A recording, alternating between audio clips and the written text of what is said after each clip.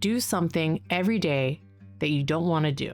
This is the golden rule for acquiring the habit of doing your duty without pain.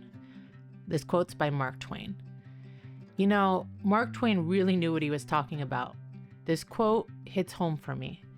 Every day, I drag myself out of bed at 6 a.m. Not because I want to, not because I have important business meetings. Nope, I get up because two tiny little humans depend on me. They can't make their own lunches, they don't know how to cook and put on clothes, and some days, well, it's a full-blown crisis. But once they're off to school, really the work actually never stops. Lately, though life has threw me a curveball, I got sick. I mean, like really, really sick. The kind of sick where you become best friends with a bucket or a trash can. The kind where you need an ice pack on your face just to go to sleep. And during all of that, everything, my business, my house, my plans, just started, stacking up. At first I told myself, it's fine, don't worry about it. The work will be there when I get better.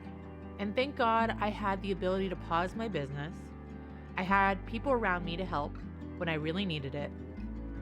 But when I really finally started getting back into it, feeling human again, I mean, where do you even begin? Of course, I wanted to jump right back into the business. I wanted to make videos, get back into selling, get everything rolling again, but I really couldn't. I didn't have a choice. My personal life was in chaos, and that had to come first. So for about a week, I was knee-deep in laundry, scrubbing carpets, sorting, doing dishes, just putting my life back together. Only then, when the dust settled, literally, was I able to deal with the mountain of work that was in front of me. First up, inventory.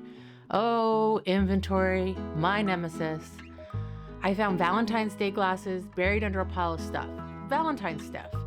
It had come and gone. Valentine's Day's already gone. And here are these glasses. They were just sitting there mocking me. Then there were repairs, projects I had put out for months. And once I actually sat down to fix them, it only took me like 5 minutes. Why do we do this to ourselves? And now it's spring. Here in California, the land starts to bloom in March. And that fresh, earthy smell after rain, what is it called? Pector? It makes me want to start fresh too, to have a clean slate for the year. So once my personal life was back on track, I tackled the next big thing, getting stuff listed. Nothing haunts me more than an item sitting around for months, only for me to finally list it, and then boom, it sells in a week. And instead of celebrating, I'm just sitting there like, oh, damn it, I should have listed this forever ago. I don't have a big storage unit. I refuse to pay for one, to have that expense. So I make do. Bigger items go in the garage. Smaller things, well, they have their place too. I've got shelves in my home, and it's not pretty. Honestly, I wish I had an entire room dedicated just to small things and objects and things for my business. One day I'll have it, but you make do. And then there are the tools, the materials, the instruments, the things I use all the time. I try to keep my personal stuff light so it doesn't spill over into our living space. Because once the workspace takes over your home, well, it's game over. And here's what I've learned. If you're waiting for everything to be perfect before you start, you're just slowing yourself down. You don't need the perfect setup. You don't need everything to be in its place before you take action. You just need to start.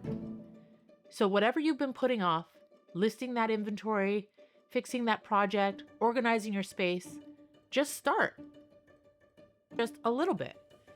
Just take one step forward to getting it done.